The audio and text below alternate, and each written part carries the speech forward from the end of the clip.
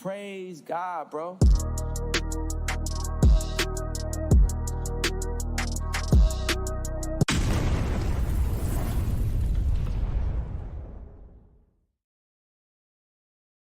Hey, don't let these tears fool you. It's all dog around this mug.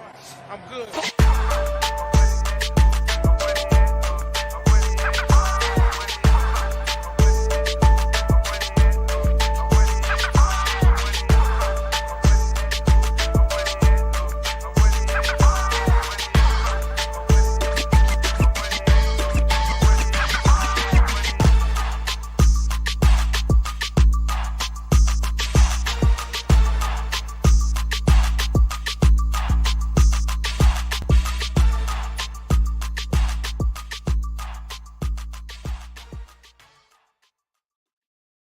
Hey, what's going on, Who Dat Nation? It is yours truly, TJ Jones. And yes, I am the host of the State of the Saints podcast. Thank you all so much for checking out the State of the Saints podcast, where we talk New Orleans Saints. Shouts out to everybody that's here right now.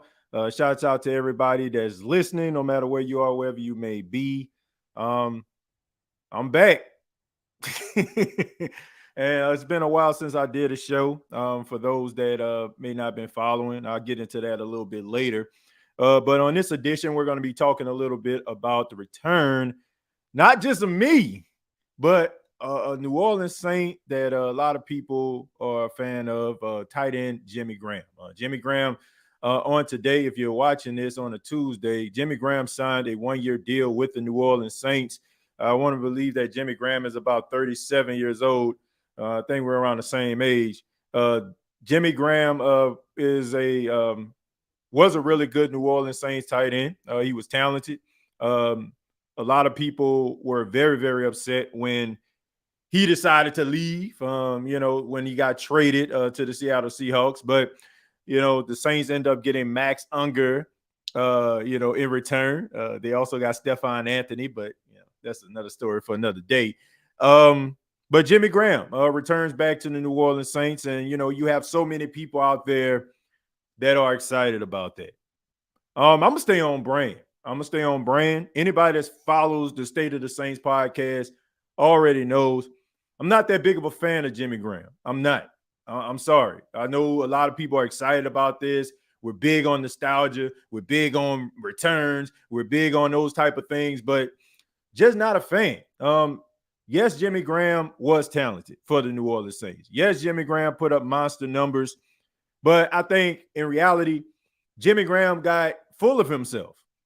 Seriously, I think he got full of himself, and he thought that it wasn't the system that made him as, the talented tight end that he was. I think he thought it was him. And of course, we all know about the contract negotiation where he wanted to be paid like a wide receiver, even though he was a tight end.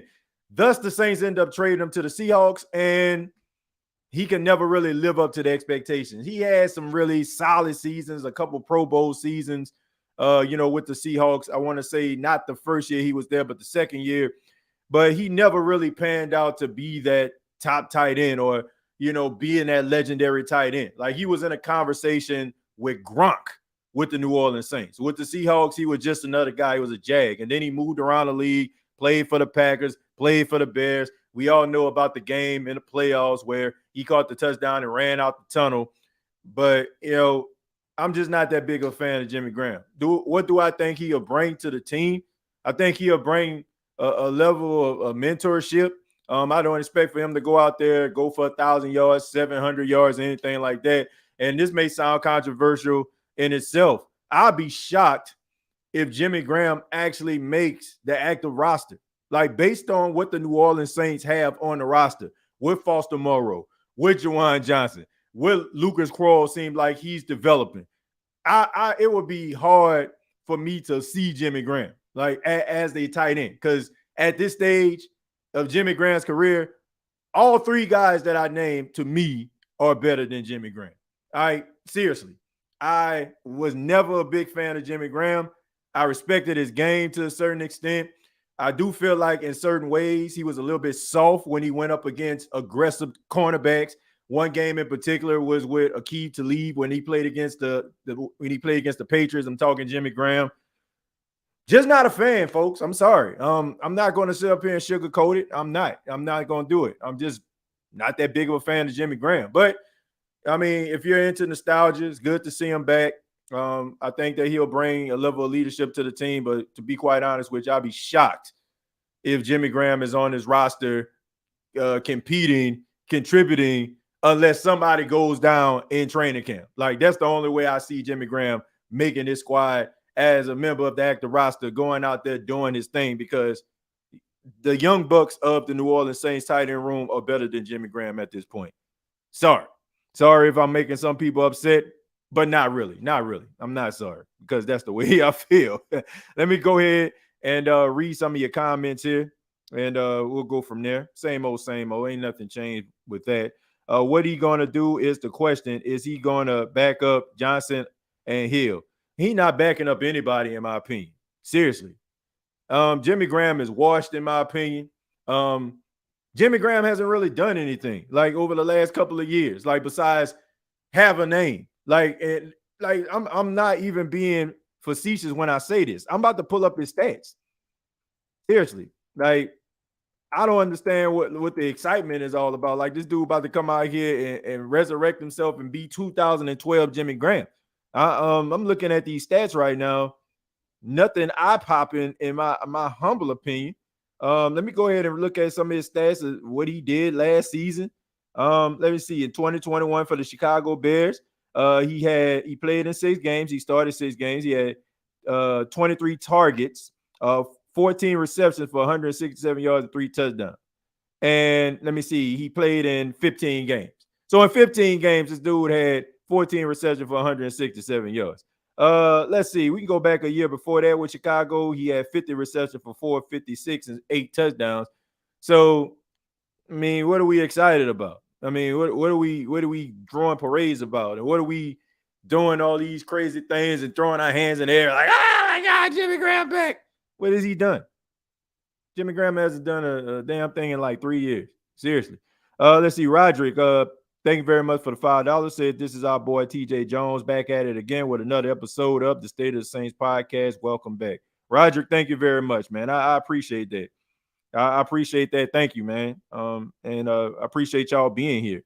But once again, man, this ain't one of them shows like where, you know, I'm about to blow smoke up your behind talking about Jimmy Graham. Like, I've never been a fan. I've never been that big of a fan of Jimmy Graham at all. Like, seriously. Like, he was dominant. He was dominant one year where I want to say him and Rob Gronkowski, they were like going back and forth with the tight end yardage record. And I think Jimmy Graham had it for about 3 hours. And then Rob Gronkowski had to play in the 3 o'clock game, and he broke the record by like 12 yards. They both had like monster touchdowns. I want to say Jimmy had like 14 and Gronk had like 16. I mean, it was like 1 year where Jimmy Graham was probably in the conversation, having a cup of tea about being the best tight end. And then after that, when he went to Seattle and everybody realized that, you know, he wasn't that good of a blocker, and he goes to a team that was run dominant, he could barely even get on the field.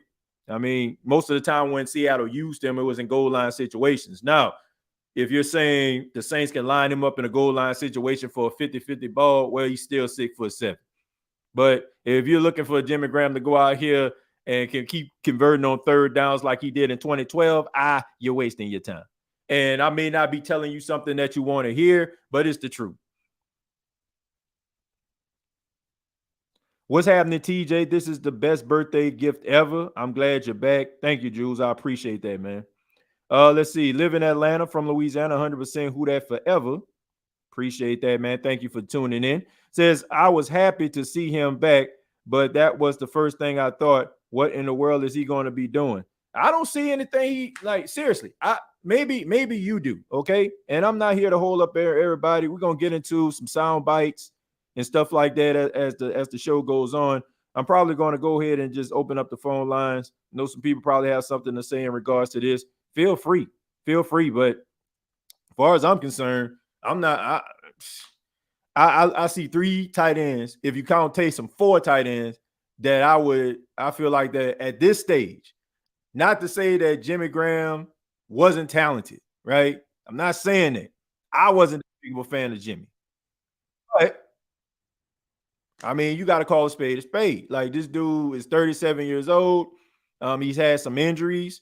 And he isn't the guy that he was coming out of the University of Miami. And Sean Payton and Drew Brees turned into a dominant tight end. And I'm saying Drew Brees and Sean Payton, and I say that with so much conviction because he didn't do, or he was unable to replicate what he did anywhere else, right? He wasn't able to do it. Like, even when he was in Green Bay, like, you had Aaron Rodgers and you still couldn't really put up any monster numbers. So that's the way I look at it. Not a fan. All right, we're gonna go with that. Eric, how you doing, man? How you doing, buddy? Hey, how you doing, man? Thanks for calling in. What you got for us? Well, as a Seahawks fan, I definitely remember Jimmy Graham well. Yeah. Yeah.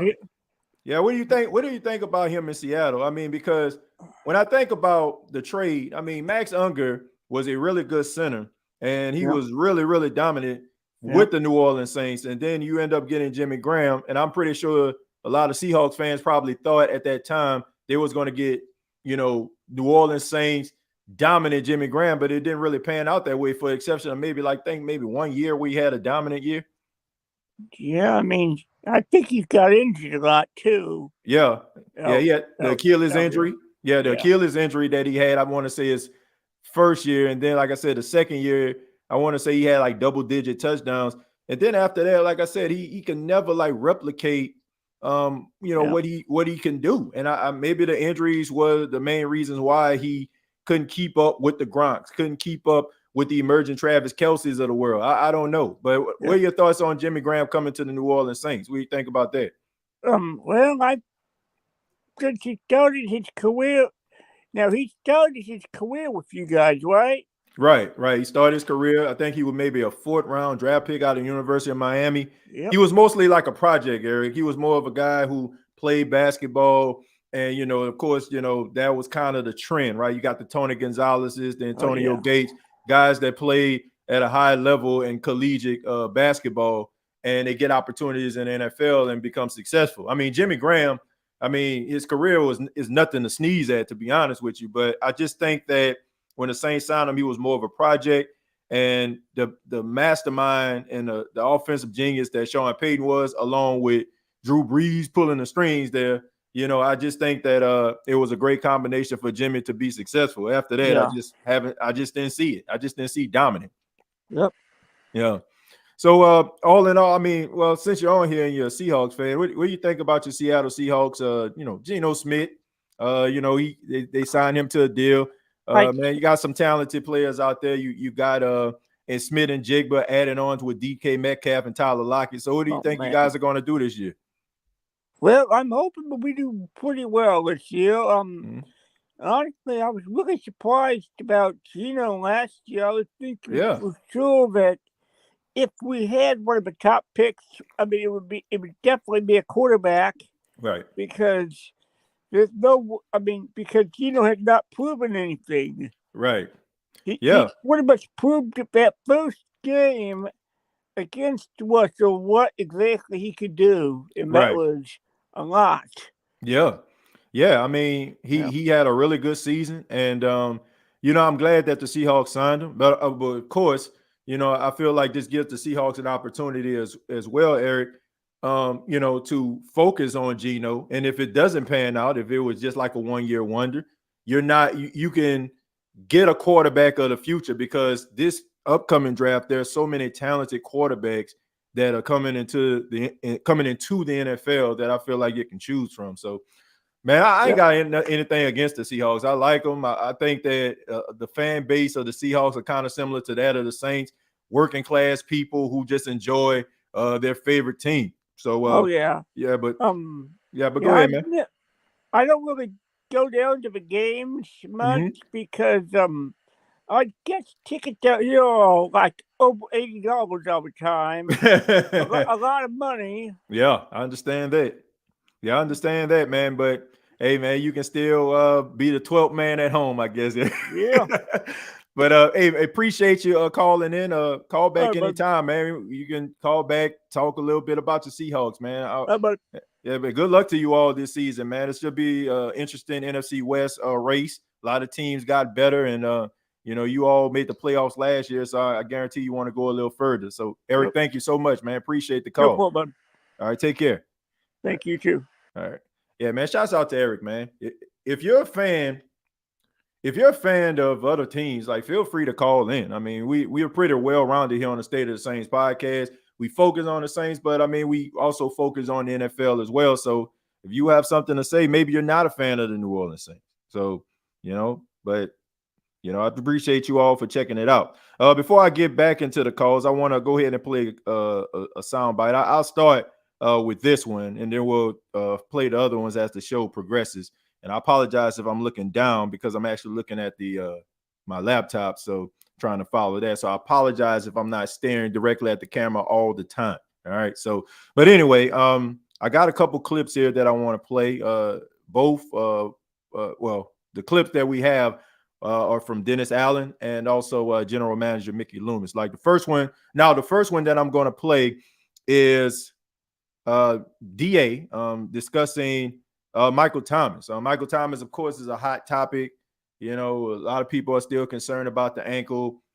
We've done shows in the past talking about Michael Thomas. Shouts out to Dr. Jesse Moyes, a good friend of mine who comes on the show quite often to give us like injury reports and help us to fully understand the severity of the injuries, how long it would take in order for guys to get back to themselves. But Michael Thomas is a guy who has had, I don't want to say a little, he's had some bad luck over the last 3 seasons.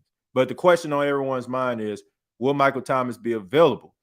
And Dennis Allen wastes no time in the press conference to answer the question. Yeah, our expectation is that Mike's going to be a full participant. Look, he came in last Thursday, did his physical, went through the conditioning test, looked great, moved around awesome. He's in good shape. And so, our expectation is that Mike will be a full participant. And I think, if I'm not mistaken, that's what Mike said he was going to do when he left out of here in the spring. And generally, when Mike sets his mind to something, he gets it done. Nobody is questioning Michael Thomas's ability to be a great wide receiver. When the guy is healthy, he is a top 5 wide receiver. I say that with my whole chest, and I say it very confidently because it's the truth. We all know how talented this guy is. That's not a question. The argument that has been going on around the Who Dat Nation for the last 3 seasons has to do with Michael Thomas's availability, which is causing a lot of members of the Who Dat Nation to want the Saints to take certain drastic measures when it comes to Michael Thomas. This is the year I honestly feel that Michael Thomas is going to be able to put it all together and remind the NFL how talented he is. He was almost there. Like week 1, week 2, it looked like Michael Thomas back in 2019, right? He took over in that 4th quarter, and he became the wide receiver that the Saints needed. Now, imagine if he would have played the entire season. I think a couple wins would have been added to the New Orleans Saints record if he was out there, but you had a lot of guys who end up coming on late, but these guys had to learn how to be professionals. But the problem was you had a lot of guys who they probably had to learn from was on the sidelines, right? And it's hard for you to tell a young whippersnapper, if you will, how he needs to approach the game if you too busy trying to get rehab. Like you had Jarvis Landry, you had Michael Thomas. A lot of these guys who were seasoned veterans, they just couldn't stay on the field. But I think Michael Thomas, this is the year that he's going to put it all together, in my opinion. All right, but let's go ahead and go back to the phone lines. We'll go to Jerry. Jerry, how you doing, man? Welcome back, TJ Jones. Welcome back, my brother. How you doing, brother? I'm doing just fine, man. Thank you so much for calling in, man, and I appreciate that, man. It's good to be back. I'm excited. I'm recharged, and I'm looking forward to this season, man. It's the 6th year of the State of the Saints podcast, And I think this is going to be the best season that we've had, man. But thank you, Jerry, for calling in. But what you got for us, man? No problem, TJ. I mean, I was looking at your last few shorts, man, and I understand what you've been going through, but just letting you know, I'm thinking about you, and I was praying for you and the family. So hope all is well right now. Yeah, I appreciate that, man. I did see the I did see the short from Monday night of the return of the host of the State of the Saints podcast. I'm just happy that you're back. I mean, shouts out to all the Saint channels that I go to. They've been carrying the load since you've been gone. Man. Shouts out to them, man. They do outstanding job, man, on every channel, and shouts out to them, putting in that work. Yes, sir. But I want to talk a few things about. I mean, well, first off, before I get to the Jimmy Graham talk and the Trey Turner signing and the Max Garcia signing. Right. What are your thoughts on Leroy Glover coming in as the guest assistant coach for the Saints? I mean, like for the preseason. Look, I think that anytime that you have a guy who has played at a high level, any guy that can actually be able to instill a bit of knowledge to the younger core group of a team, I think it's a plus. Look, I know some Saints fans, you're probably young and you don't remember Leroy Glover being a part of the New Orleans Saints. But him alongside Joe Johnson and Norman Hand, I mean, these guys were really good, like really talented. They were. It was during a time where, Aaron Brooks was the quarterback. They probably had their most successful season was the year where the Saints won their first playoff game against the Rams. Joe Johnson had double-digit sacks. Leroy Glover had double-digit sacks. I want to say Norman Hand didn't have double-digit sacks, but he was a really force in the middle. And the Saints were a dominant defense under Jim Haslett, man, and it had a lot to do with Leroy Glover. But and Leroy Glover could have been one of those guys, in my opinion. I know Cam Jordan is number 94, but Cam Jordan would have been the other 94. Like, that's how good Leroy Glover was. You know what I'm saying? Like, he was that talented. Was he number 94? No, he's number 97. 97. Yeah, my bad. Yeah, not number 97. Well, anyway, yeah. But I had a good point. Up there in the 90s somewhere. So yeah, but anyway, look, let me backtrack. But regardless, like the way we look at Cam Jordan, like we would have looked at Leroy Glover the same exact way. Right. The only reason why this guy ended up leaving, I think he ended up going to the Cowboys. If I'm not mistaken, he went to the Cowboys. Is because I think so. Tom Benson, God bless his soul, was cheap as hell back in the days. Like before he started getting older and he started just throwing his money around and making it rain left, right, and all up in Canton where you got a stadium named after you. This dude was cheap as hell, right? He allowed Joe Johnson. He allowed Joe Johnson, Leroy Glover, Sammy Knight, all to leave. And those were like your three anchors on the defensive side of football. But, but hey, it is what it is. I like it. I like it. I like it, Jerry. I like the fact that he's coming in, man. He's a knowledgeable guy, and I think he'll be able to add something there.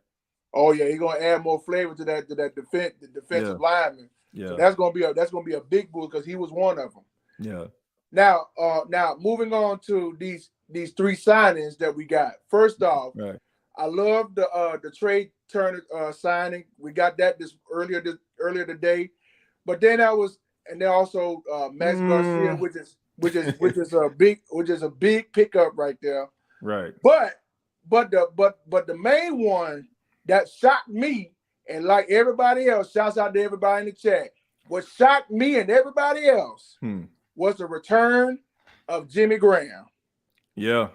I was looking at something. I said, "Wait a minute! Oh my God! What was that?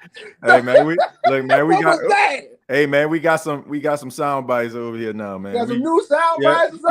We got some, man. So we gonna be having some fun this season. But anyway, man, go ahead. Yeah, but go ahead. I think that was everybody's expression, right? That was everybody's expression over there. But go ahead. Yes, indeed. See, that's why I'm so happy that you're back, TJ. Man. That's why I'm happy that you're back, bro. But anyway,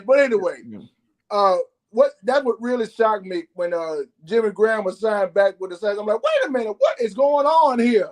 Are you mean is this legit? Right. And when I looked at it, hey, thank God I still have my Jimmy Graham jersey because I wore the choir practice earlier at the so I had to bring it out. It used to be a throwback. It was like when Reggie Bush left, and then they got Raphael Bush, and everybody was wearing everybody wearing a 25 Bush proud, talking about they got a Raphael Bush jersey. No. But look, Jimmy Graham was a throwback. Now it's official now, man. But look, like I said, man, if you're into nostalgia and you're into that, I'm sorry, Jerry. I just wasn't that big of a Jimmy Graham fan. I respect his game. I think that he was talented, but there were a lot of games where I just feel like he just got punked. And when he went up against like stiffer, tougher competition, man, and I just feel like a lot of guys like started bullying him and stuff like that, started talking, getting into his head. And there's a reason why I call him the nickname Jimmy Graham Cracker. You know what I'm saying? Because he crumbled under pressure from time to time. But like I said, he was dominant. But I really felt like he got like the David Ruffin complex. You know what I'm saying? Like when they told David Ruffin to come to the piano and sing My Girl, and then all of a sudden he rolling up with the Rolls Royce. I feel like it's the same way with Jimmy. Jimmy got these big numbers and stuff, but he didn't realize that like the reason why you getting this is because the offensive scheme that Sean Payton was drawing up for you, and Drew Brees was your quarterback. But I digress. But I tell you what, that's going to add more flavor to the red zone, because the Saints been struggling with red zone issues. Anytime that they try to get to like the 15 or the 20-yard line in the red zone, everybody be like you said, everybody trying to bully these guys, but think about it. But think about that tight end position that you got, dude. You got Juwan Johnson, you got Foster Moreau. Yeah, you got Foster Moreau. Oh my God, bro! And then you got the addition of Jimmy Graham. Oh my God, it's going to be crazy. None of these guys on the offensive defense will hold these guys, CJ. Yeah, and you got to count Taysom Hill too, man, who can play tight end as well. Yes. Yeah, so I mean, all I'm saying is, to me, based on what I'm seeing, what I'm hearing from the team, it's gonna be tough for this dude to hit the field. Like you didn't even mention Lucas Krull, who has gotten better as a blocker. He was already ahead of schedule when it came to route running. So now you got him, you know what I'm saying, like jockeying for position. It's going to be interesting to look at this tight end room, man. But I like what the Saints done. You got to give credit where credit is due. They are not leaving any stone left unturned. They're willing to pack the team with talented guys and let it kind of play itself out. And I got to respect that, man. Yeah, exactly. I agree with you 100%, TJ, because I got news for all these 31 teams, because this loaded New Orleans Saints team that we got right now, offense, defense, and special teams. Right. All I got to tell them is, look out, we coming. Yeah. That's all I'm saying. We coming. Yeah. I mean, look, I'm excited about what this team can do. I'm excited about what this team is doing. I can understand people's excitement. I just want to see it get put together. There was a soundbite. I don't want to say it was a soundbite, but during Dennis Allen's interview, they were talking a little bit about some of the injuries that they sustained and stuff like that, man. And man, this team definitely got some bad juju, man. Somebody got a chicken bone, you know what I'm saying, buried underneath, like, Oxford Performance Center or something, because this team has had like some really bad luck when it comes to these injuries, man. I just think that, man, it's time for like maybe, I don't know, the injury guys to be kind of, more kinder to the New Orleans Saints, and maybe they can get it together. Because on paper, for the last couple of years, they were good. And for the short period of time, like you saw that if they was able to put it together and they had the right couple guys on the field at the same time, they can do it. But man, they got to get it together. Hopefully, man, they can get this. They can put it together in order for them to be able to be successful, man. But you got anything else for us, Jerry? No, TJ, that's all I got. I just want to say one more thing before I head out of here, because I know another caller's getting ready to talk to you. So I better go ahead and get this out the way. Okay. Ladies and gentlemen, please welcome back the host of the State of the Saints podcast, TJ Jones. I'm gonna drop one of Clues bombs for myself. But once again, TJ, welcome back, man. We are so happy that you're back.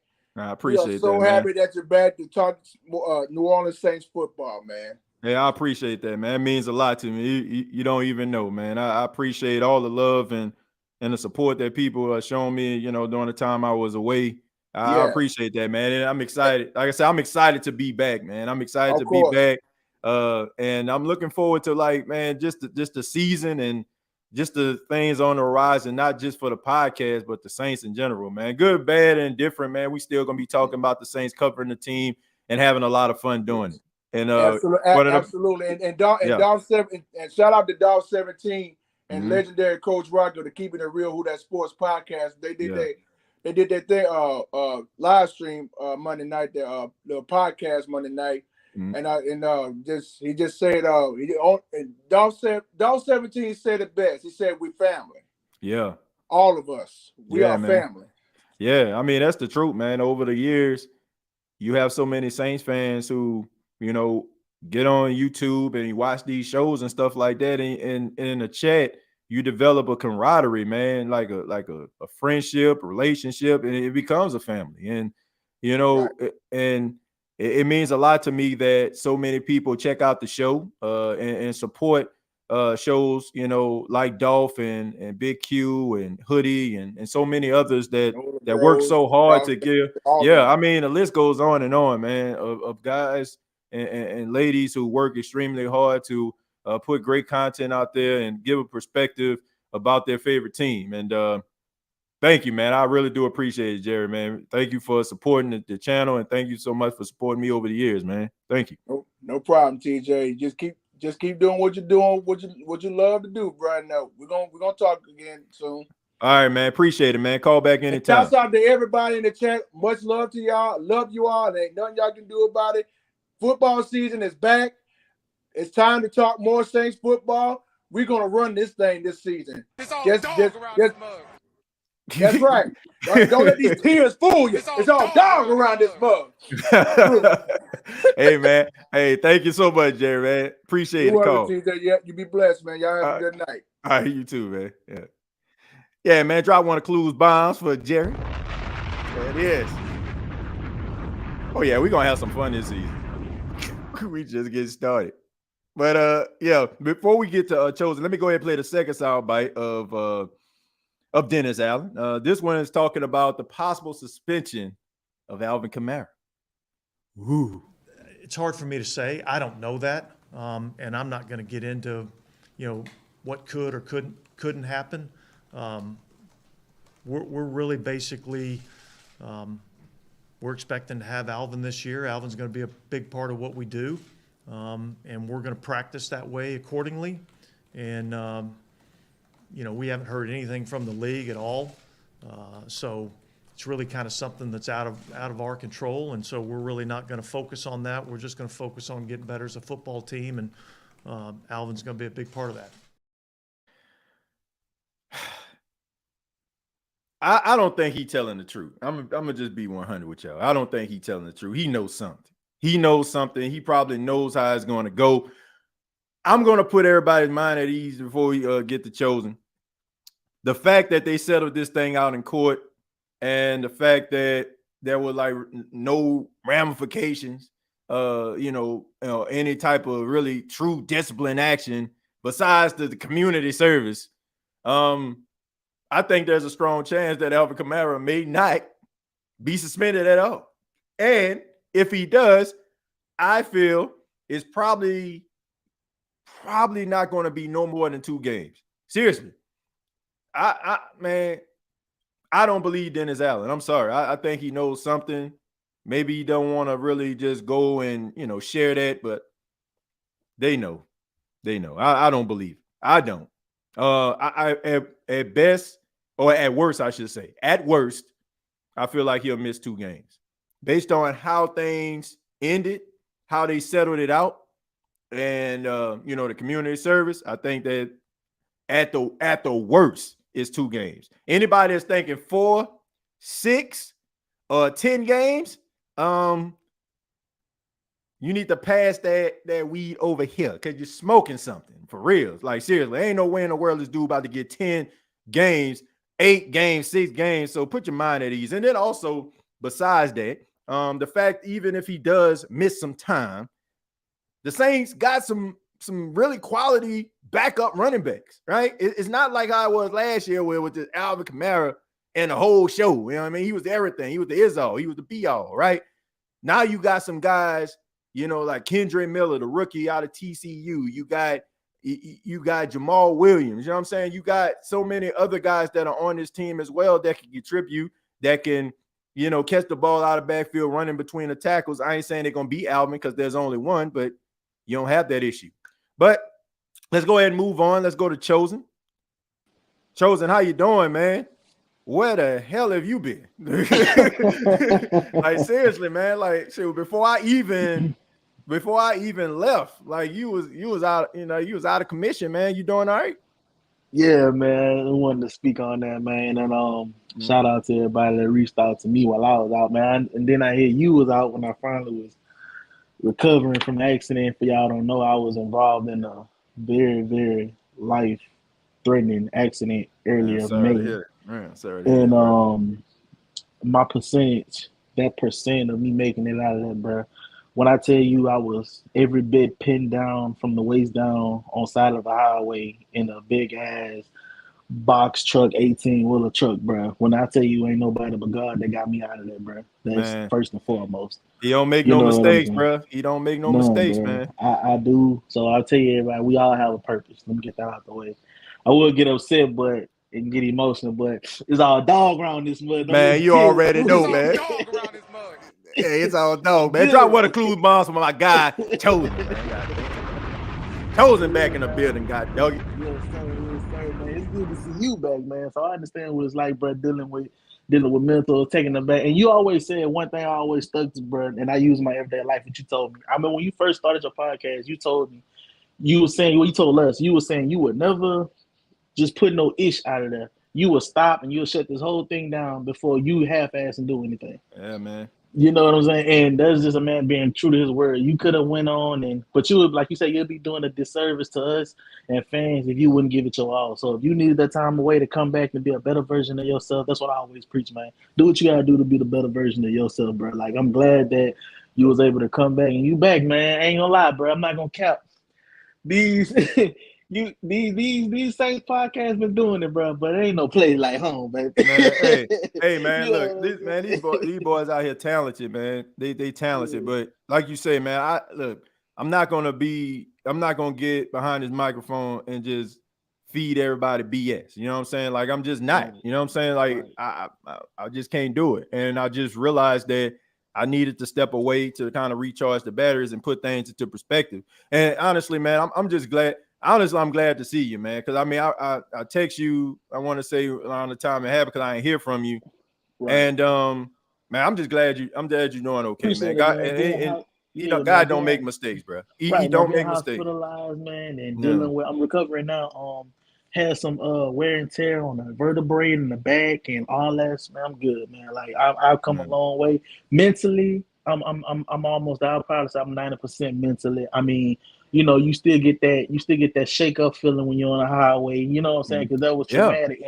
And I mean, being in a vehicle, man, and this flipping 3-4 times, and you not knowing what's going. It's scary, bro. I'm not gonna sit up here and lie to y'all, bro. It's scary. So y'all buckle up. Y'all make sure y'all drive for yourself and other people, even though they was at fault. And the crazy part about it, TJ, they just kept on going. Can you believe that? Man, bro. Just left us there. Just left me and my coworker there. Just to write. But God was there, man. And we back, man. We back. We better than ever. It's football season. So to get into the Saints, man, it ain't too much I want to say, bro, because I know everybody got a lot to say. It's just football season around the corner. We can smell it. Jimmy Graham, glad to see him back. But come on, y'all. Like, we all know with those, but that was just for nostalgia.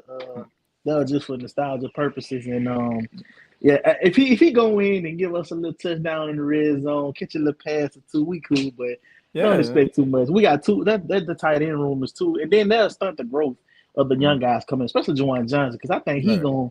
Everybody having about who they break out. Yeah, I don't want to step on toes when nobody responds, but I think Juwan Johnson about to set it off, bro. I just feel like he's one of those Wallers, Kittles, those big names. I feel like he can do it. And last year, if he would have had, you see what he did last year with Andy Dalton for the most part. Right. You get this man somebody like Derek Carr who's known for feeding that tight end.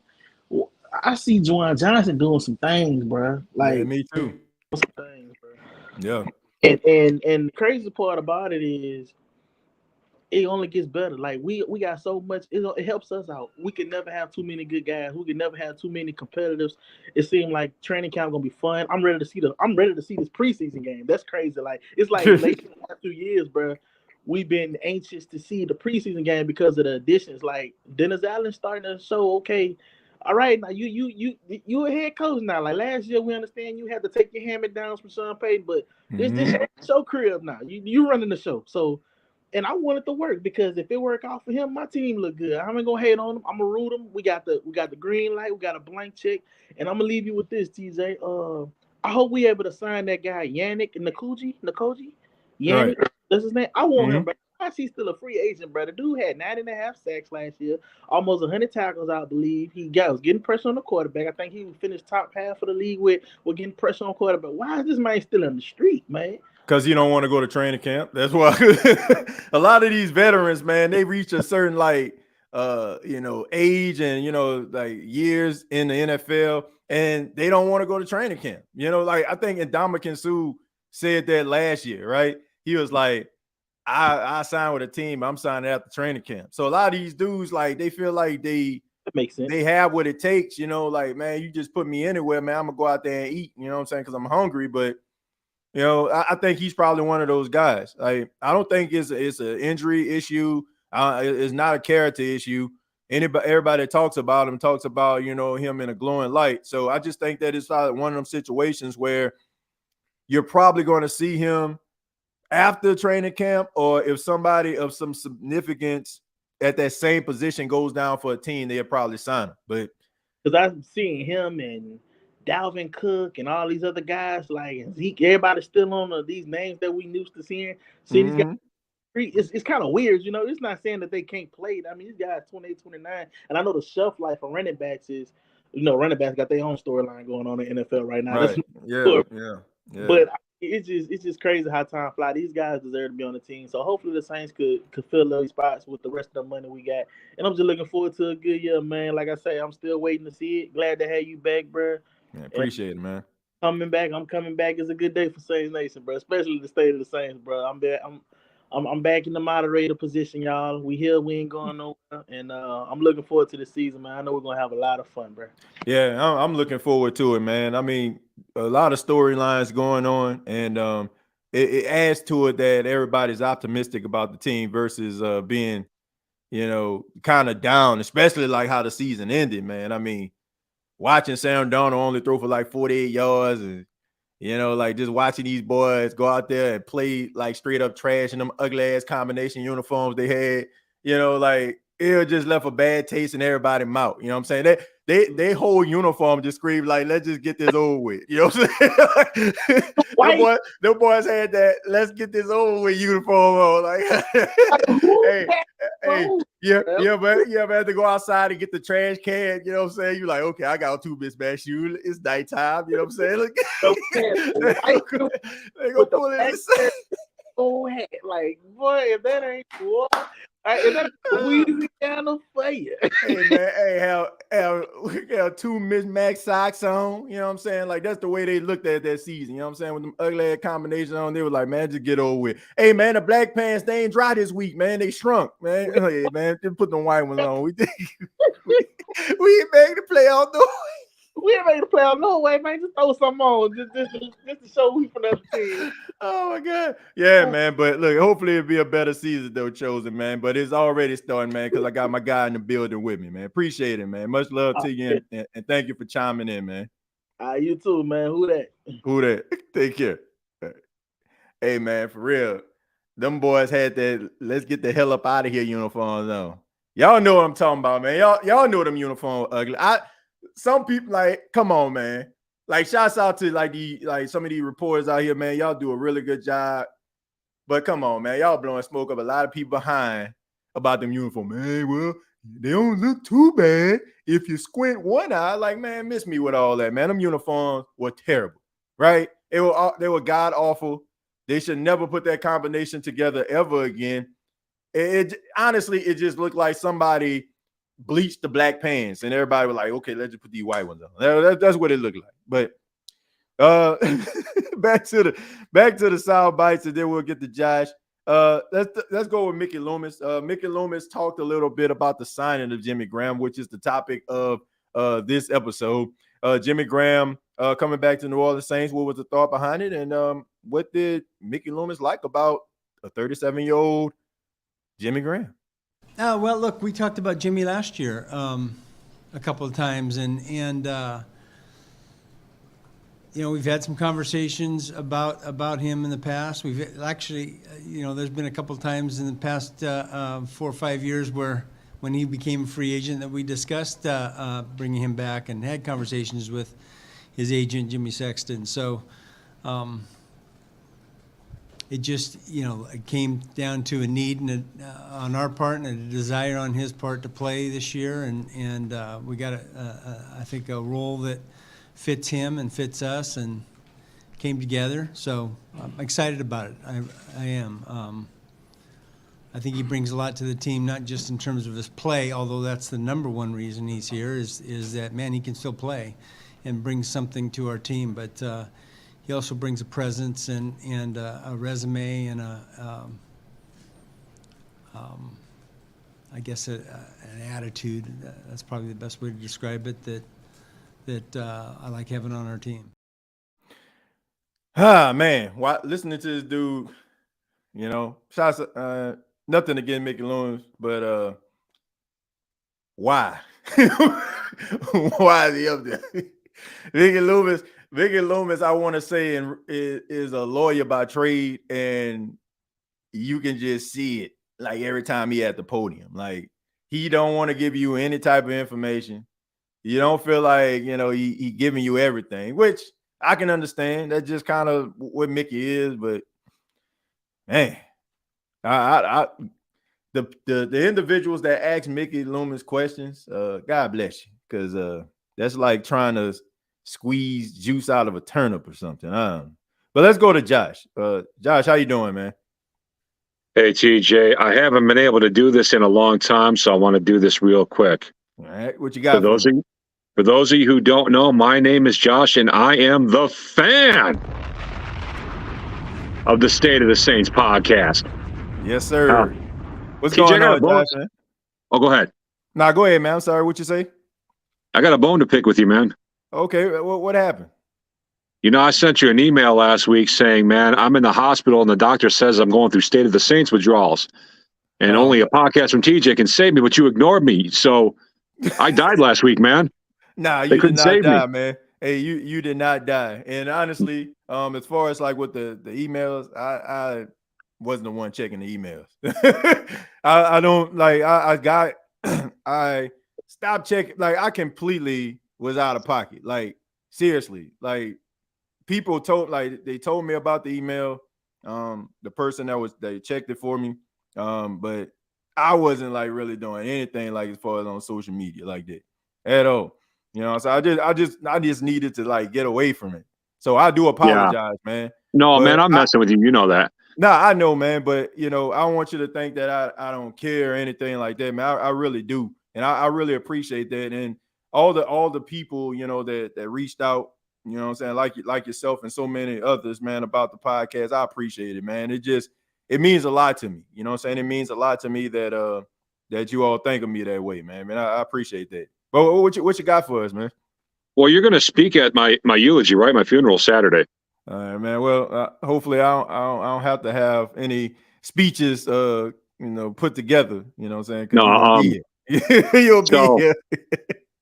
Saints are signing Jimmy Graham, I guess, you know, for nostalgia purposes and stuff like that, right? Yeah, right.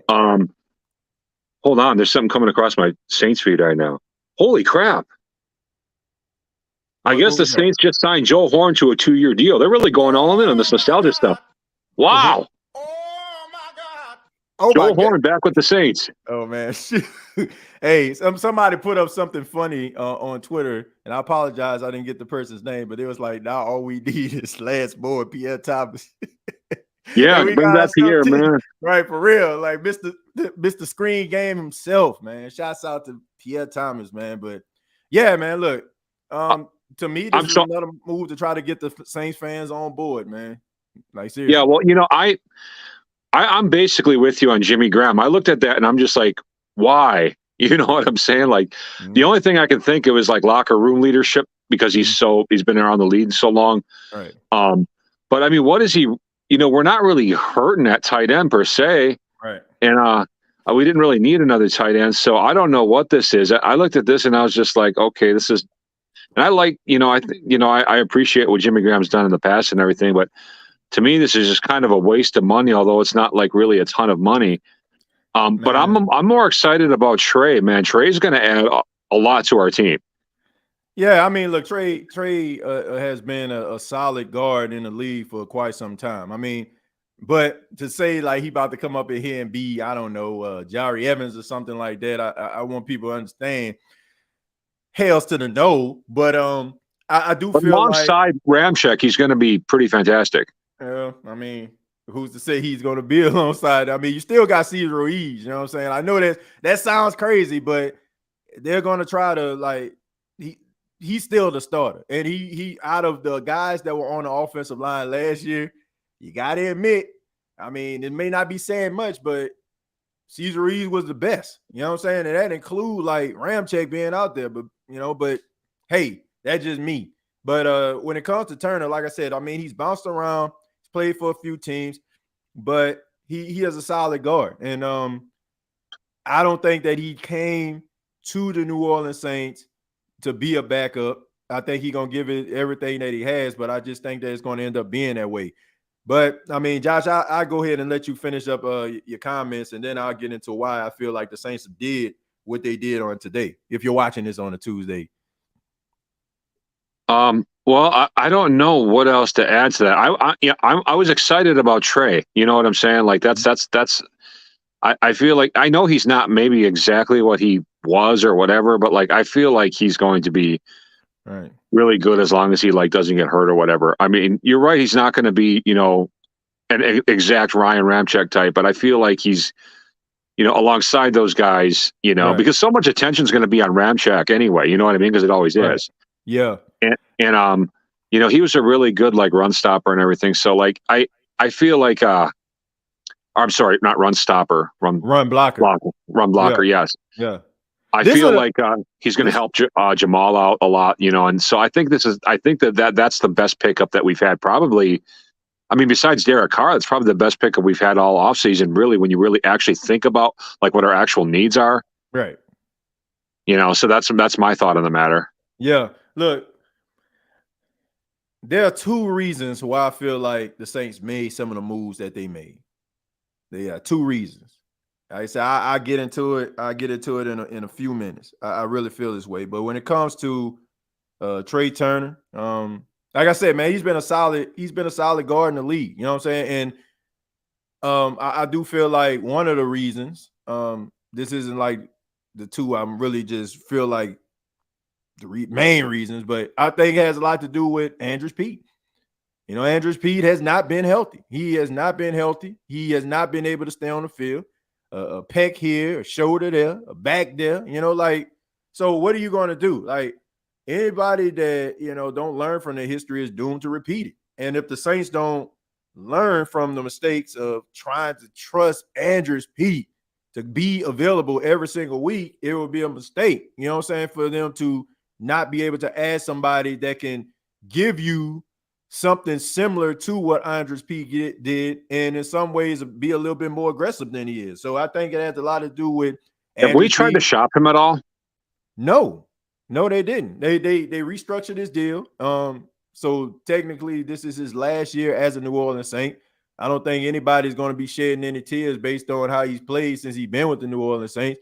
But yeah, I mean, this is last year, and this is like kind of like a prove it thing, not only for him, but also for Cesar Ruiz, because the Saints didn't pick up his 5th-year option. So I think what the Saints are doing right now, they are not leaving any stone left unturned. And I ain't got a problem with that. Like, stack the team. And we can have these conversations as preseason goes on about who needs to stay, who needs to go.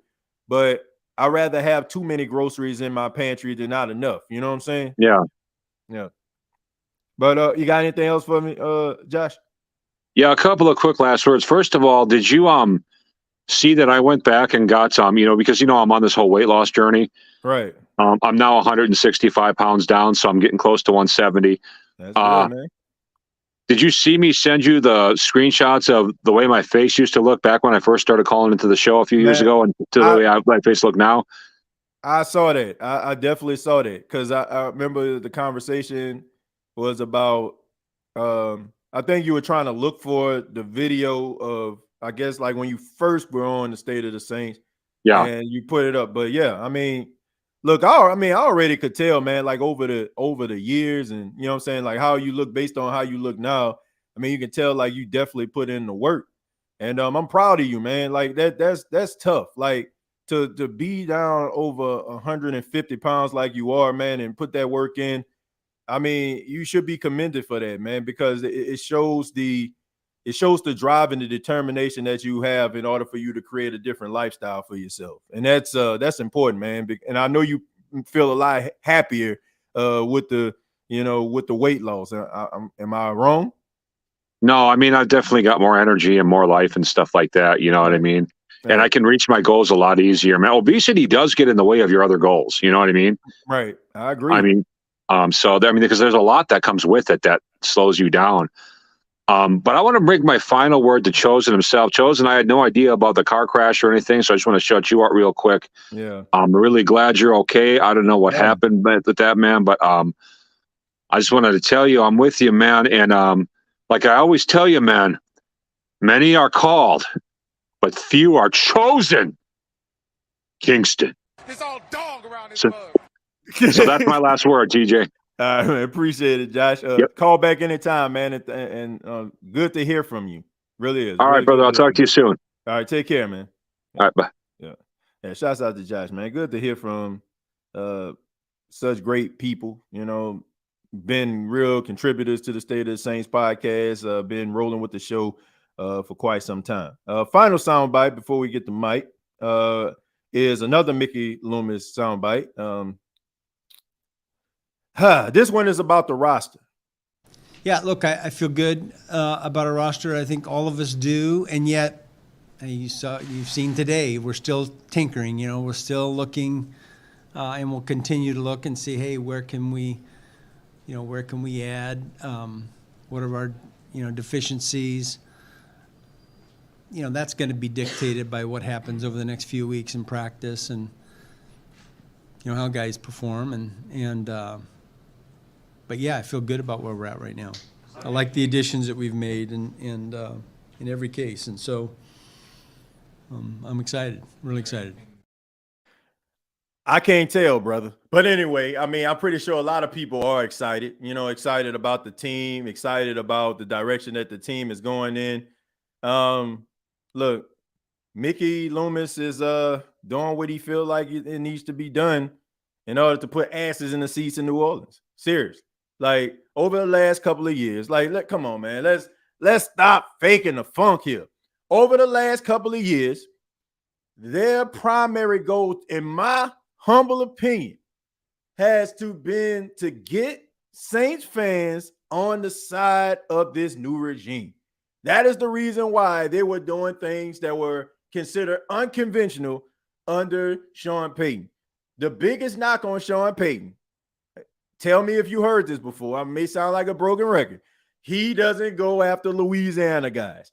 He doesn't go after LSU guys. Now, all of a sudden, over the years, the New Orleans Saints, over the last 2 years, have brought in what?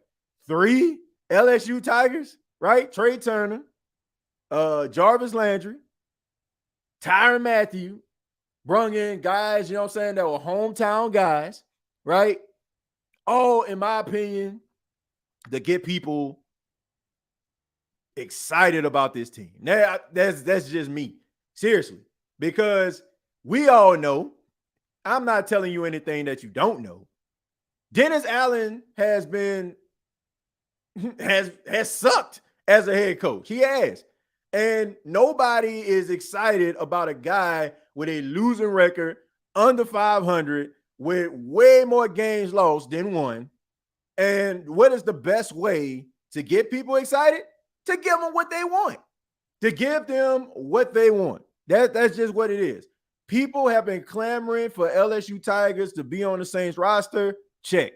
People have wanted to follow guys who they watched on TV in high school and college to be on the team so they can be excited. That is one of the reasons why you have guys like Merritt, like that's from Louisiana, always has the reporters in his face because a lot of those people followed his career throughout high school and college. I mean, give me a freaking break here, man. I don't think the signing of Jimmy Graham is to change the fortunes of the New Orleans Saints.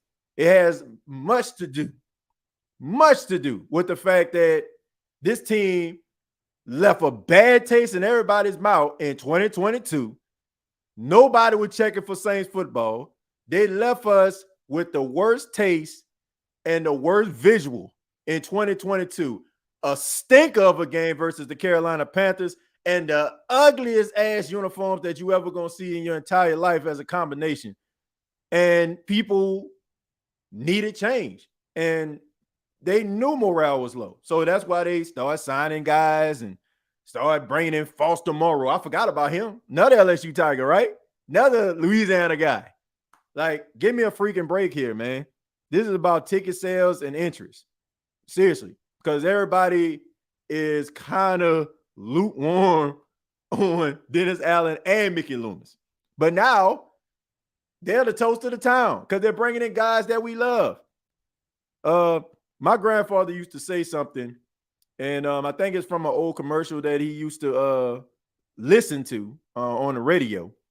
Don't let the smooth taste fool you. It ain't fooling me. Y'all got to produce. I don't care who you bring in. I don't care who you bring in. You can bring Lawrence Taylor in, Deion Sanders. Look, it don't matter. You got to produce because if you don't, then none of this matters. And eventually, people still going to feel the same way they did on the very last game of the season last year, watching this team in them ugly ass uniforms play. What did Deion Sanders say? He said, if you look good, you play good. Case in point. Move on to Mike. Mike, how you doing, man? Yeah, I'm doing a lot better. Last week was terrible for me. Oh, man, what happened? I don't know. I was trying to go to sleep on that Monday night. Mm-hmm. And let's just say I nearly fell into everything I could find. Oh, my God. Oh, man, you got to go to bed, man. Yeah, then I started coughing, and then the next day when I woke up, my ears started hurting. The next day I woke up, my throat started hurting. The next day I woke up, my legs started hurting. It was just like, can you please stop, bro? Oh man, hey, look, I had a week like that a couple weeks ago, man. I had like a sore throat, stuffy nose, man. It was the worst, man. And when you have that stuffy nose, it's hard for you to sleep because you be trying to breathe and stuff like that, man. Then all of a sudden, like you close your mouth and you can't, and you just pop up because you can't breathe. Like my goodness, man. But how you feeling now, man? Are you doing well? Doing better? I'm doing better. If you can't tell right now, I do sound drunk, but you gotta do what you gotta do, as they say. Hey, man. Hey, I'm just glad to hear from you, man. I appreciate you chiming in. And what do you got to say, man? Jimmy Graham coming back to New Orleans Saints, and what do you think about the Saints so far? So first, you know me. When have every single time I'm on this show, have I ever said something that's not facts? Not to my knowledge. Pretty accurate about the things you say. Right now. Uh-huh. So some people are like, why don't we get Jimmy Graham? Like, what is he going to do on the field? And you're missing the point. Okay. Yes, He is 36, about to be 37. He is old. Washed. Yeah, that's true. Come on now. But yeah, the last time. But like people are forgetting that there's something called veteran leadership, right? True. Like a lot of people wanted us to sign a washed up Julio Jones last year. A lot of people wanted us to sign all of these big name guys who were old and washed up, and yet some people. Are you crazy? Are you crazy? But go ahead, man. All right, yeah, and some people and I'm like, if you want Julio Jones so bad, then why are you having a problem with Jimmy Graham? Because unlike Julio, who tore us up in the past, you have a guy who is great around the facility. He's a guy who, yes, he left the team and everybody started hating him, but that's what you do with everybody when they leave. Good point. Like if Drew Brees was gonna leave, y'all would probably hate him too. If Alvin Kamara was to leave, y'all probably hate him too. Like every time somebody leaves, y'all hate him. So, like y'all, like and I hate some people because they left us dirty. But like, if everybody on this roster was to leave, if Tyrann Mathieu was to be like right this second, hey, I know I just played 1 year, but I'm out. Y'all probably start hating them too.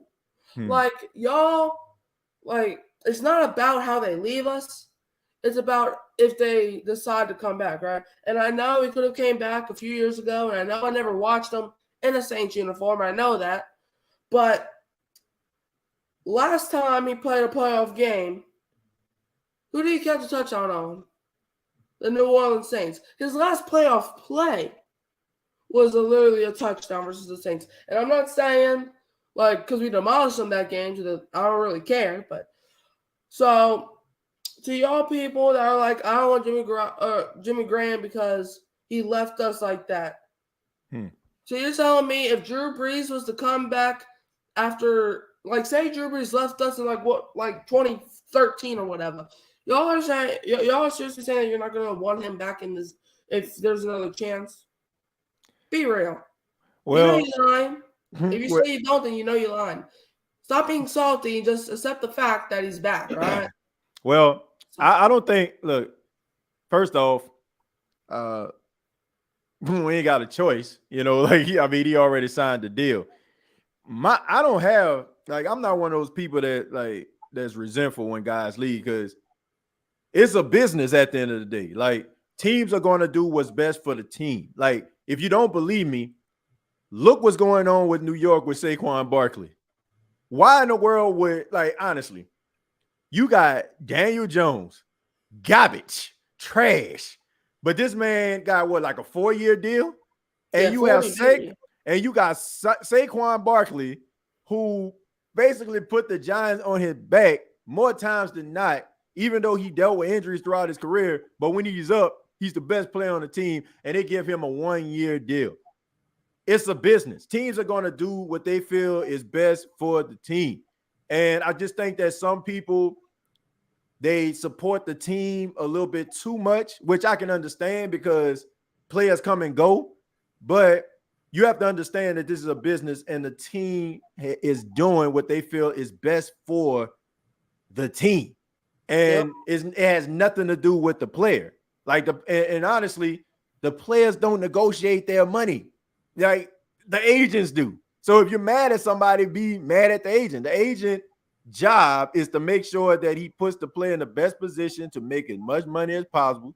And that's what they do. So if you're mad about a player not, want to take a $12, $13 million pay cut, he'd rather go and get that $13 million plus for the Jets, I'm not mad at him. Because the team is going to do what they feel the team needs to do if that player doesn't perform. So I think it's a two-way street. So anybody getting mad about that, that's just childish, that's not a good way of looking at it. But go ahead, man. Let me cut you off. Yeah, for example, a guy on the team right now, Michael Thomas, right? Mm-hmm. When he came back his first game against Atlanta, everybody was like, when we were down by 16 points at the end of the game, when Michael Thomas started owning AJ Terrell, all the Saints fans was like, he's back. Let's go. MT from 2019 is back. When he gets hurt, don't want to trade him. Are you serious? Like 3 weeks ago, you were praising him, and now all of a sudden he's garbage. At least he's not like one of these other guys who just sit around doing nothing. Yeah. Like, y'all gotta realize it's a player's choice. Like, it'll be amazing if we can keep all of our great players forever. Not happening. But, like, there's something called cap space, Mm-hmm. and it sinks it out. Yep. Y'all like, cap space ain't real. This man If speaking you that see real the right NFL now. moves, cap space is real, ladies and gentlemen. Right. Cap space is real. Yep. Yeah, I mean, look. You can't keep everybody. You can't keep all 53 people. Like, that. You Like, can't see, do it. like, it changes. You can't do it. And it's crazy. Like, some Saints fans, God bless them, they don't know what the hell they be talking about. Like, they just think that people are just going to be pulling money out their derriere. Like, man, we need to sign them. We like, come on, man. We need to sign DeAndre Hopkins or whatever like that. Look, I'm a big fan of DeAndre Hopkins. I even wrote an article about the Saints needing to sign this dude. But the money that he was asking for, based on his age, for like what, 12, like, 13 million? Yeah. Like, I'm like, no way. You know, like that's no our way. entire cap budget. Yeah. So I mean, you can't really do it. So a lot of people play Madden. They turn the salary cap off, and they think the NFL world works like that, and it does not. It doesn't. Like, it'll be amazing if it does. For example, Right. Like the season before last year, right? Jameis Winston. Everybody was praising him, saying like he's the future QB of the Saints. I was like that too. But now since he played 3 games last season and played trash, now he's trash. Answer that one, buddy. Look, and I'm a Derek Carr fan, and I'm always going to be a Derek Carr fan no matter what he goes through. But answer that one, buddy. Yeah, like some people, like the whole Jameis thing was just a mixed bag. Like some people like supported him, some people couldn't look past Tampa. So it's rather you.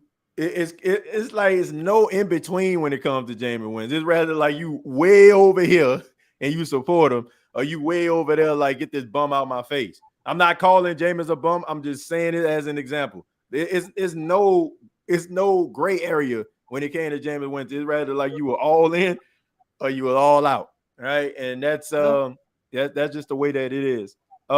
Mike, I'm gonna go ahead and let you go, man. I got a few more calls to get to, but I appreciate you calling in, man, and good to hear from you, man. And I'm glad you're doing better. Bye. All right, take care, man. Yeah, shouts out to Mike, man.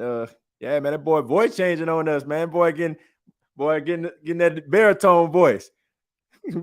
Shouts out to Mike, man. But that goes to show you, man, you know, our little guy growing up, man. Before I get to Prime, man, somebody asked me, and I apologize, but I seen it on the timeline, and it was about, have I seen the NFL top 100 so far? All right, so we're going to take a little break talking about the New Orleans Saints just for a second, and we're going to talk a little bit about the NFL top 100. So apparently they done 90 to 81, or they done like, I guess 100 to 81. Let me see if I can pull up some of the NFL top 100 here. I know for a fact that Devontae Smith was number 100. What I'm seeing right now is, well, on here, what I'm seeing is actually number 90 to 81. So let me go back a little bit and let me see. Let me get for number 100. So for those that haven't been following, I have not, because I feel like this is hella biased, and there's always somebody that deserves to be higher and be low. Somebody deserves to be on the list and it's not. But let me go ahead and read this. And once again, I apologize if I'm looking down and not looking straight at the camera, because I'm actually looking on my laptop here. Devontae Smith was number 100, followed by DeMarcus Ware, the Dallas Cowboy, at number 99. You got Tristan Wirfs at number 98, the guard or the left tackle for Tampa Bay Buccaneers. Harrison Smith, the very talented safety for the Vikings.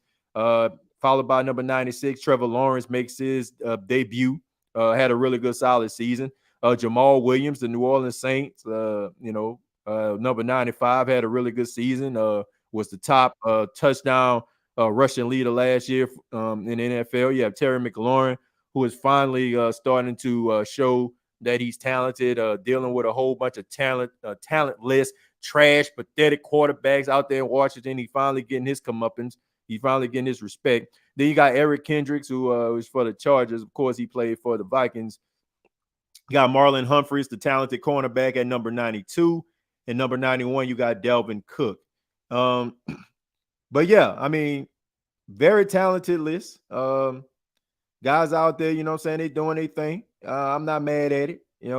I think that the list so far, I think it's questionable. I mean, how you put a guy like Jamal Williams in the 90s? Why would you do that? Like the fact that this guy was the leading rusher, rushing touchdowns last year, like that's nothing to sneeze at. Anytime you lead the NFL in some statistic category, especially when it comes to like quarterback, running back, I just feel like you should be higher, man, because it's tough. Number 90 is DeAndre Hopkins. Number 89 is Marshawn Lattimore, which I feel like is absolutely ridiculous. Dude is like one of the top 5 cornerbacks in the league, in my opinion. But I do think that this probably has a lot to do with the fact that I want to say Laddie Daddy missed about 10 games last year. So I think that had something to do with it. Aiden Hutchinson had a really good, solid rookie season, defensive rookie of the year. Well, no, he wasn't. He was, wait a minute. I want to say he was like the NFC rookie of the year. But yeah, then you got Lindstrom for the Atlanta Falcons at 87. Justin Fields at 86. That's kind of like, I feel like he should be in the 90s. Laramie Tunsil, feel like he should be higher because he's one of the best left tackles in football. Zadarius Smith did take a step back, but still number 84. Give me a freaking break. Tyron Armstead should be higher. Probably wouldn't have made the list if he played for the Saints. Tua Tagovailoa at 82. Feel like that's more of a little bit of a sympathy ranking. And then you got Christian Wilkins. So you got 3 Miami Dolphins at 83, 82, and 81. So as far as with the list, I feel like you have some guys that can be a little bit higher. You got some guys that could have been a little bit higher. To me, once again, I don't think Teron Armstead would even been on the list if he played for the Saints. The fact that he played for the Dolphins helped. Lattimore, I can understand why he dropped so low because he missed so many games.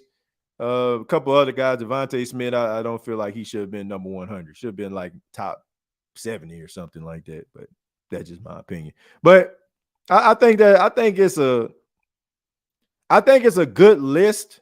I think they did a good job because you had a lot of guys on the list, and it mostly happens this way. Like the top, like 100 to number 80 always consist of guys who just got into the league. Unless like that guy has a monster season. Like I expect a guy like Sauce Gardner probably be in the top 20 because he had like a monster season. He came into the league locking up some of the best talented wide receivers in the game. But for the most part, you have guys like Aiden Hutchinson. You got guys like Trevor Lawrence. They just got on the list. So I can understand why they're in that position. They gotta earn a little bit more. We're gonna take a few more calls, then we're gonna go ahead and get up out of here, folks. We're gonna go to Prime. Prime, how you doing, man? I'm doing okay, my brother. How you doing? I'm doing just fine, man. Well, I just wanted to see, Brother Chosen. I'm glad you recovering, and just want to say this, my brother. Your ancestors were not ready for you to party with them on the next round. Yeah, I mean, that's the truth. Because I've been out of pocket for a couple of months because I was going through some stuff myself too, but not as bad as Chosen. So I'm finally coming out the tunnel of trepidation, I would say, and the light is not an oncoming train. Right. Yeah, but it ain't over yet, man. I mean, it ain't over. That guy kept him, man. So shouts out to Chosen. So I'm gonna say a couple of things about 5 minutes, and I'm gonna let you get back. And I'm glad to see that you're back too. I'm back too. I haven't been calling into your, looking at your show or Q show, and I'm glad to see that Q partner with some of the other people online, which is beautiful. Right. Because I haven't, like I said, I've been dealing with some stuff since March. Right. Yeah, but man. now I'm coming out the tunnel. And I'm gonna tell you a couple of things about the things. Number one, young blood who just got off the phone, Mike, off the thing. Mm-hmm. Please, don't attack Jameis, because Jameis was hurt for 2 games and then knew that. But I'm not gonna drag into that too long. As far as Jimmy Graham coming back, yeah, that was a media stunt to get more butts for those people that want to be nostalgic. But I'm gonna tell you right now, he's not gonna be a big part of the offense. They might get him in a couple of plays, situational plays, because he got some height and some jumping ability when they get in the red zone a couple of times. But he's not gonna play all because the future is Juwan. The future is Juwan, because he got the jumping skills that we need. Now, as far as Carr, I was going to say this. Carr, yeah, he's good, but to me, he's not way better than Jameis. And I would like to see the thing. I feel slight about Jameis because I'm a big Jameis fan, because I love the young brother, because he's down to earth. He has a real good personality, and he just doesn't look like he's phony. But so they're giving him all this talent. They're surrounding him with all these weapons, Carr. They even bring in the former Tampa Bay coach in to help him with the system. I'm gonna tell you right now, why the hell they didn't do all that for Jameis? But that's another conversation. I'm just gonna say that part.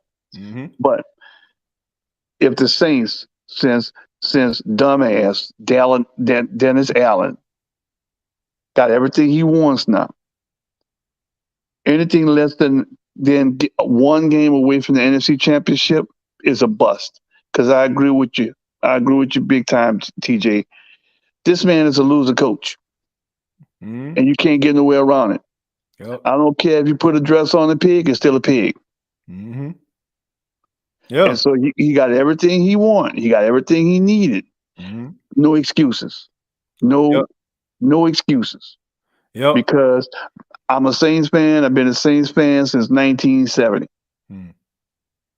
And as far as bringing people back, let's bring back Russell Erxleben and put him in punters competition.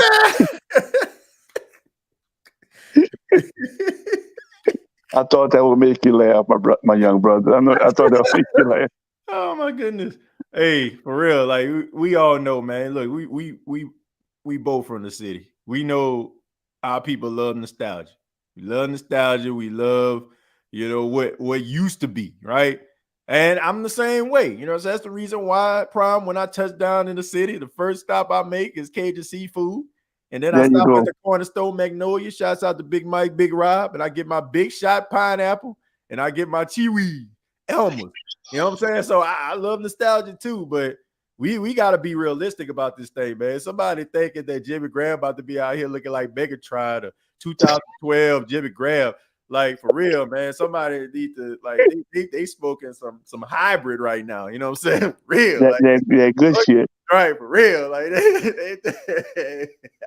I don't know what's going on. But look, leadership, maybe mentorship, a 50-50 ball guy in the red zone, maybe somebody go down. Yeah, you got me. But thinking that this dude about to go out here and take over a game, nah, that ain't gonna happen. As far as I'm gonna tell you a couple of things, because I don't know when I'll be able to talk like this again, because I know once the season kick off in a couple of weeks, shit, it's gonna be hard to get in. But number one, I want to say is, when it comes to Carr, I hope we make a whole season, because I have a funny feeling that we will see Jameis on the field this year. Right. I really do. As far as Alvin Kamara is concerned, I don't think he's going to miss too many games too, because he basically paid a shitload of money for what he did. That was stupid in the first damn place. Right. There's cameras everywhere in Las Vegas. Right.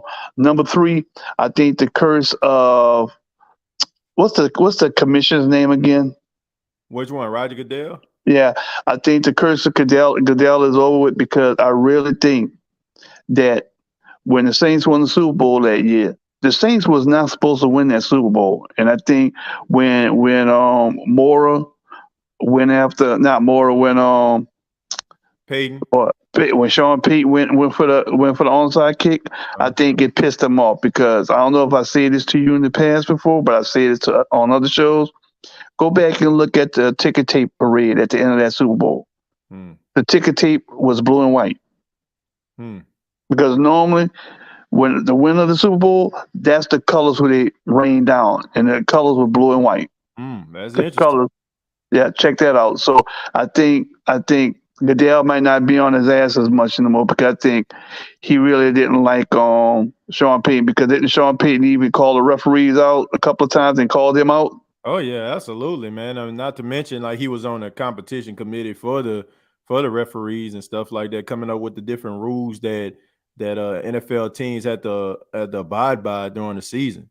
But yeah, I agree, man. I mean, look, I do think that there was a they had out. You know, they had it out for the New Orleans Saints.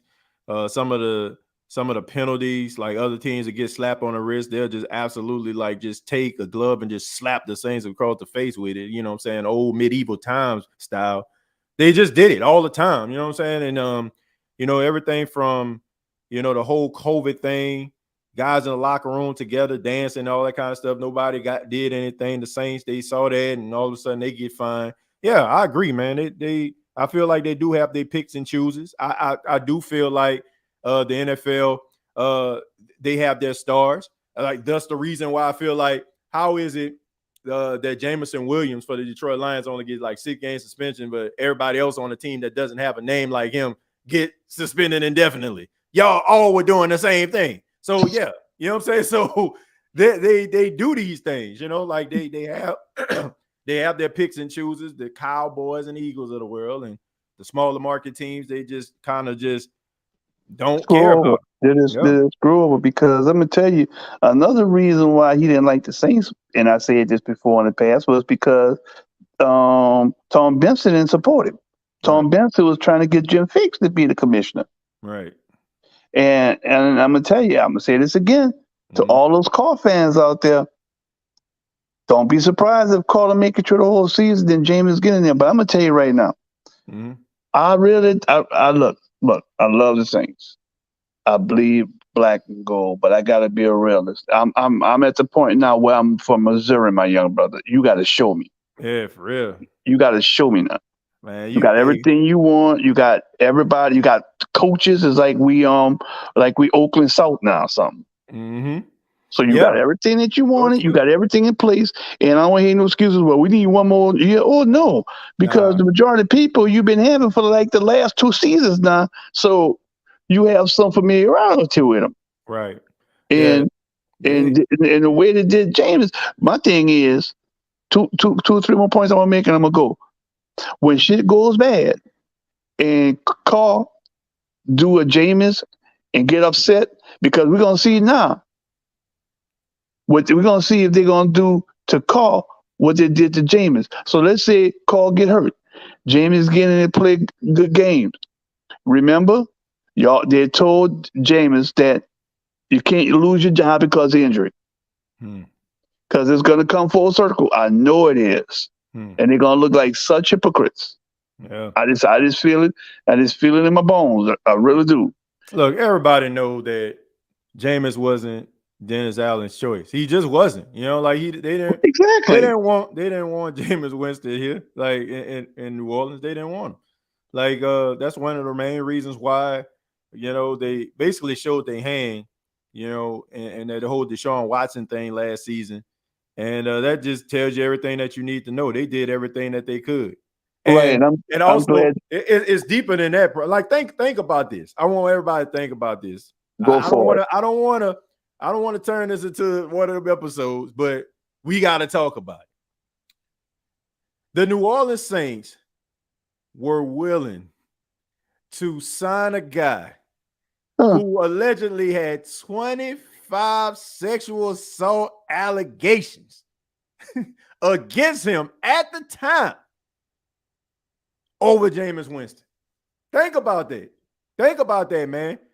This man was, at the time, the most controversial figure in the NFL. And the Saints were willing to risk it all for him over Jameis Winston. So anybody that feels like, oh, man, you know, like they gave him opportunity. No. Jameis Winston was the girl, I keep telling y'all, at 2 a.m., and you just finished leaving the club and you couldn't get no numbers up in there. So I'm about to call this girl right now. I know she probably up. Ain't nobody at the crib. That is what they did. Seriously. Yep. That is what they did to that dude, man. So anybody that feel, oh, man, they gave him opportunity. No. This man was on the shortest of the shortest leashes that you can ever get. Seriously. Anybody that don't want to accept that, you just do not like the dude, and you do You're not stupid. You're stupid and small-minded. And you do not want to accept the fact that happened. You're willing to risk logic and truth just to feel right about Jameis Winston and believe that it just didn't work out in New Orleans. But in reality, it never was designed to. Never exactly. Because I'm gonna say these last couple of things, TJ, and I appreciate you letting me stay on this for a little bit. Yeah. First of all, when it comes to Jameis, if I'm not mistaken, I think earlier in the show somebody had mentioned, I saw somewhere that somebody said that Carl was having problems in the red zone. Believe it or not, Jameis was good in the red zone. Yeah. As long as he's been in the league. Yeah. Also, don't forget that Jameis had a winning record with the Saints, even in the 7 games that he played. Yeah, I mean that's just the truth. That's just facts. It's the truth, and you know, like I said, man, I ain't got nothing against Derek Carr. I actually like him, but all I'm saying is, when people just come to me and they have these arguments about this dude just not being good, like, all I'm saying is they never really gave him opportunity to put it all together. You know what I'm saying? Like, they never really gave him opportunity to really just show everybody what they have. He got hurt, you know what I'm saying? And the thing about it is he didn't really get opportunity to do that. And like I said, you have people out here that are they just so fixated on being right. Like they'll take it any way they can get. It's like, you know, like you ever had a guy playing basketball and the other guy just tearing him up, and then all of a sudden like, the guy goes down and he limping, but he's trying to finish the game, and you end up winning the game because the guy got hurt. That's kind of like how it is. Like, I take it any way I can. So there you go. People are willing to accept, like, okay, this dude wasn't good enough. They're not looking at the situation or the circumstance or the fact that the most trash wide receivers that the Saints had on the team had their best number statistically under him. Traquan Smith went over 100 yards with Jameis Winston. Yeah. How many episodes of the State of Saints podcast, how many countdowns do we have the Traquan Smith news of the news of Traquan Smith getting cut by the Saints? How many people have that on their countdown clock right now? And this man got this dude 100 yards, as a wide receiver. So there's something there. Like, you can say that, Jameis isn't the best quarterback in the league, but to say that the guy isn't talented enough to actually play in the NFL, man, that's just not smart. Well, I'm gonna tell you right now, TJ, Jameis Winston is gonna have the last laugh in one of two ways. He's either gonna come in and play real good, or come in for a stretch and play good, and somebody else gonna sign him away, and then we're gonna be stuck with Derek Carr. Right. Well, and no backups. Could be one of them situations with the Teddy B. When Teddy Bridgewater was in New York, and he had that really good solid preseason. He was out there balling out, and then all of a sudden Saints called. So who knows? You know what I'm saying? It could be like one of those situations where Jameis goes out there and performs, plays well, and the lasting image that you have is Jameis out there, lighting it up. Because that's how Teddy B got paid. That's how he got paid. Got them 5 games against the Saints, went 5-0. Got paid by the Carolina Panthers $60 million of guaranteed money right there. So Hey. Oh man, let's not talk about that last Carolina game, bro, because I saw some footage where Taysom Hill was wide open in the end zone, and Mr. BB Gun checked it short, and people were screaming in the video. But I'm just going to say one more thing, brother. At least be strong, and brother Jerry, we're gonna be chopping it up this season, brothers. We will be. The season is around. I'm not gonna get too excited about preseason because preseason doesn't mean crap. But I'm gonna say this on this. I'm gonna leave on this last note. TJ, I'm gonna tell you right now, I don't see the Saints winning no more than 10 games if they win 10 games. Hey man, I hope that they can win 10 games. I hope they can win more than 10 games, but we'll see, man. We'll see. You know, pretty I won't call it easy schedule, but in the eyes of many, it's a relatively easy schedule. And you know, they got some guys out there that they feel like can help them win. So I hope they're right. I hope they're right, man. I hope they're right. I hope they're right too, but we shall see. And like I said, don't be surprised to see Jameis play a couple of games and light it up. Yeah. Well, I mean, I can't say everybody. You got some haters out there. But me, I'm definitely rooting for Jameis Winston. I don't get any pleasure out of, you know, if you know, talking badly about a guy or saying the guy's not good enough. I don't get no pleasure out of that. Some people do. But especially a young brother like that that's positive and want to play for your organization. Yeah, right. You want those kind of people because they're gonna go the extra mile for you. Yep. But TJ, you take it easy, and I love the little artwork you got behind you. Even though they messed over your son, bro. They gave your son a 5 head. Well, I mean, that was the whole the whole thought pattern behind it, Prime. You know, like it's the cartoony thing, man. Shouts out to Lily Cotton, though, man. She does a really good job. She, you know, radio station I work at, we go to these different events, and she's always out there doing like sketch work. So, and I like it, man. I just think it's kind of funny. You know, and he gets a kick out of every time he looks at it. Prime, yeah, bro. Hey. I'm just gonna say this and let you go. Enjoy them while you can, bro. They grow up fast because my last one is made 18. Man, hey, I'm looking at that right now, man. My son just he just started elementary school, man. He got school year round. You going to a charter school out here, man. So it's crazy, man. Walking them in a classroom, but.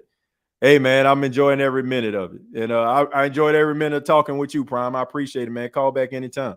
All right, man. You be black and stay strong and stay safe. Hey, man, I ain't got no choice but to stay black, man. Stay safe. I'm going to try to do that, all right? But black, I think I got that under control. Hey, right? One more thing before you leave. I need you to go to Teachers Pay Teachers and type in brochure, and I got some internet-based workbooks that I'm selling on engineering, welding, and construction and architecture. And some might be interested in some of that stuff. And you could just do the work and learn about those subjects. And everything is internet-based. You don't even have to have a book. Okay. And give me that website again.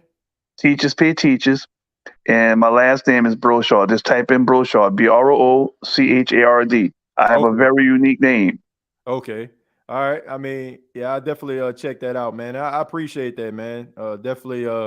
Knowledge is power. Definitely never run out of enough literature, man. So it's always, you know, we can always add to that, man. I appreciate you making that kind gesture. All right, man. You take it easy, man. Enjoy the rest of the evening. All right, see y'all. Peace. Peace. Yeah, shouts out to Prime, man. Yeah, man. Knowledge is power, man. You know, you can never not know enough. Learn enough, you know. But yeah, man, look, all in all, with the whole Jimmy Graham signing, hey, you know what I'm saying? It is what it is. You know, Jimmy Graham, people love him, people respect him. You got people that were very upset when he left the Saints. What the Saints got in return to me, the Saints won that trade. Max Unger was everything that the Saints needed. I wish Max Unger was playing right now. You know what I'm saying? Like, seriously, no disrespect to Eric McCoy, but Eric McCoy is indeed talented, but he is no Max Unger. Max Unger only gave up one holding call his entire time in the National Football League, if I'm not mistaken. And even if you go back to that play, He wasn't even holding. He wasn't even holding on that play. I'll never forget that because they were making a big deal. Like he never had a holding play in the NFL. And I want to say Troy Aikman and Joe Buck were doing a game, and it was like he never had a holding play in his entire time in the NFL, and he did have one that time. So, and I think even that guy, wiped off his record or whatever like that. So that's just the way that I feel. But let me go ahead and read some of the comments, and then we'll go ahead and wrap it up. Let's go to Charles says, "Are you going to watch the big fight this weekend?" Oh, absolutely. Freaking-lutely, I'm going to watch that fight. Terrence Bud Crawford is my favorite fighter of the modern era. Like in Errol Spence Jr. I mean, the guy's super talented. So I'm definitely watching the fight. Ain't no doubt about it. Rather, I'm going to order it or I'm going to go out to Dave & Buster's or something like that. But I'm definitely watching the fight. No doubt about it. No ifs, ands, or maybe. They getting my money that night. Lil Man needs a sister or brother, TJ. I'm good on that right now. I'm good on that right now, man. We trying to get him on the straight and narrow, man. We trying to make sure that he can kind of calm down a little bit. He's smart, but he kind of a busybody, man. So we trying to get him together. He trying to get acclimated at his new school. So that's the one thing I'm thinking about. Said now I feel like I can't come on the show because I was on backstage waiting, acting like I did something wrong. Dalton, you did nothing wrong, man. Like, okay, this is the first show we done in over a month. And you had a lot of people that were chiming in, and we also had some content that we needed to put out there. I tell people all the time, and I'm pretty sure you not new to this. You definitely not new to this. You're true to this. I don't do any of this stuff personally. Like sometimes calls go a little longer, or maybe something comes up and I just want to kind of discuss it. But it's nothing personal, man. Don't feel that way.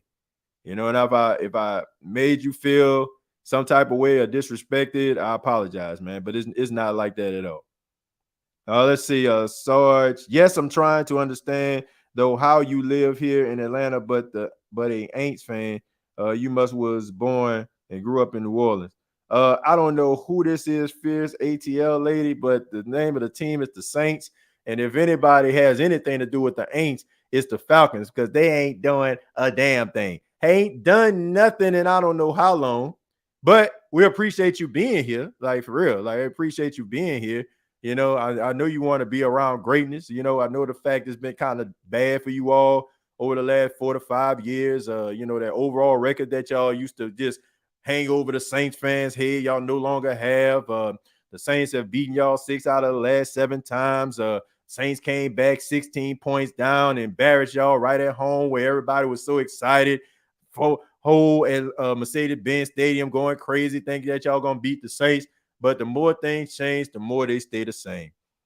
The Atlanta Falcons fans getting excited for 3 quarters, and the 4th quarter, they just let y'all down. But I can tell you what, okay? I guarantee you there's one person that will never let you down, and that's me with the State of Saints podcast, because I'm going to be completely honest with you. Your team is not good, right? The team is not good. I'm not saying that the Saints, have been dominating, as of late, but they've been better than the Falcons. And even though the Saints have got swept by the Bucks, got swept by the Panthers, the Falcons still didn't beat the Saints. So, hey, it is what it is. But, hey, like I said, man, you're amongst family, and you definitely among winners, and especially when it comes to Saints versus Falcons. We know who dominating that right now, and it damn sure ain't the Falcons. Damn sure ain't them. But before I get out of here, I just want to kind of discuss a little bit about, the month that I took off, why I decided to do that. And this isn't football related, so if people want to say, oh, man, that's enough for the night, I won't get into it, it's fine.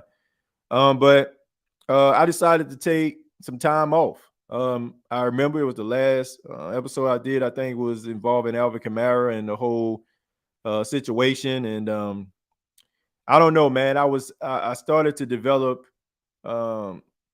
like a strong case of anxiety. And anybody that knows me or follows other podcasts that I do knows that I've dealt with anxiety and depression my whole entire life, especially mostly in my adulthood. And I was at a point where, to be honest with you, I really was considering not doing this show anymore. I really was. And it's not just saying this because, I want people to, feel sorry for me. Please don't. I was thinking about giving it up because I felt like I wasn't, felt like it was, I won't say it was a waste of time, but I felt like I wasn't going to ever get to where I wanted to be. And I think I fabricated a little bit about the way that I felt when it came to, Saints management and stuff like that. When I started to like get my media credentials and I was able to go to like different places where, I was able to interact with other NFL teams and I was embraced by other teams, and the team that I followed, like for some apparent reason, didn't embrace me. You know what I'm saying? And I just felt kind of disrespected by it. And the fact that I worked extremely hard to attain my media credentials, to polish my craft, to create good content, and for somebody just to tell you that, you can't have this, even though I'm able to go to some of the places where, I'm talking to some of the biggest names and well-respected reporters in the entire sports world, but I can't do that. And I know it has absolutely nothing to do with me as a reporter, as a broadcaster, anything. It has everything to do, in my opinion, is that I don't kiss the team's ass. And if it means that getting credentials or getting into certain circles, even though I feel like I deserve it, and I hate to sound arrogant about that, but I do because I work my ass off. But the fact that if I have to change myself in order for me to be in a certain spot, I decided that that's not what I'm going to do. And, I felt like I went back and I watched a lot of my old stuff, a lot of it. And I realized that I was holding back a lot of punches because I was hoping that maybe eventually they'll see, that I'm pretty well-rounded. But then I realized that didn't get me where I'm at right now, and it's not going to get me to where I need to be. So I decided that I'm going to do this podcast because I love to do this podcast, and I'm going to do it the way that I want to do it. And if people don't like it, and if they don't like what I'm trying to say, oh well. But I am always going to be honest and fair to people when it comes to my content, when it comes to my energy. I'm not going to phone it in. I'm never going to do that. I step away from this show before I give you any type of lackluster, boring, uninterested, energy when it comes to me. But I know that's a little bit of a long story, but that's kind of like how I felt. I don't feel bad about saying this because I'm talking to family. If you're watching this right now, you're my family. So with family, we talk about things. And some of the things, we talk about, is, things that, sometimes we talk about because we're vulnerable. And but all in all, I love doing this show. And I feel like a part of me, the part that I feel like I lost, that I had, well, I won't say lost, but I put down in order for me to feel like I could get in a room, I'm done with that. I'm about to be who I am every single episode. And if people don't like it, it is what it is. But I'm going to be completely honest and 100 with every single person that ever checks out this podcast. And now, I have like a level of energy that I haven't had in a very long time, because now I feel like I'm in a right space. I'm in the right place. And we about to have one hell of a season. And we about to have some hellified episodes of this podcast, because I'm not phoning it in anymore at all. So some things that you probably, agree with, some things you probably won't, but that's just the way that it goes. and we're gonna have a hellified good time. All right, we're gonna read some of these comments, and then we're gonna go ahead and get up out of here. Says better hate it for who you are than love for what you're not. Exactly. And that's what it was, Joe. You know, looking at yourself in the mirror and not liking what you see, feeling like you phony and you know, nah. That just wasn't it for me. But not anymore. Not anymore. Says yeah, we all. Let's see, always, bro. I'm the red-headed step cousin. Traquan Smith vulnerable too. Oh my goodness, TJ Joe salute. Says we understand, bro. Says that's why you stay humble and keep grinding and keep pushing and never stop. Yeah, I mean, look, the grind that I have now is I hate. Well, no, I don't. I work better when I feel like I got a chip on my shoulder, and I feel like I got the biggest chip on my shoulder that you ever just gonna find. Seriously, I have a huge chip on my shoulder right now, and you know, I'm a man with nothing to lose right now. That's the way I feel, and it feels great. Like I feel like the 2018, 2019 version of myself when I was first doing this show. Even though, like, you know, far as like production and content, it's a little bit better, but I feel the same way, man. I ain't sugarcoating ish no more. For real. We about to get the real deal Holyfield. TJ, again, I apologize for what I said. I mean it like that. And I'm truly, man, Dalton, look, I completely understand, man. I don't want you to feel like that, but I enjoy talking to you. I enjoy talking to you, Dalton. Like every time you call the show, I enjoy talking to you. So once again, like I said, it's nothing personal. I know there was a few more individuals that wanted to be on and couldn't, or you know, it was taking a little bit too long. And I apologize for that. But you know, like I said, I mean that just a testament to how successful and how this show has grown over the years. Like the fact that we can have shows like that. And unfortunately, you know, it happened that way. And I apologize, but man, it's not personal at all. Let's see. Familiar with Playbook, brings good vibe, mentor, and for Foster and Jawan, dope alongside Mike T, threading the red zone for Tutties, which Carr has not good numbers with. Well, we can talk about all Jimmy Graham's good qualities, you know, but in my opinion, the dude is washed and hasn't really been good in the last 3 years. But I agree with you, like some of the points that you make as far as like him being, you know, a mentor, you know, for Juwan and Foster Morrow. You know, I agree with that. But like, I just feel like it's going to be hard for this dude to hit the field, man. Like, seriously, I think it's going to be hard for him.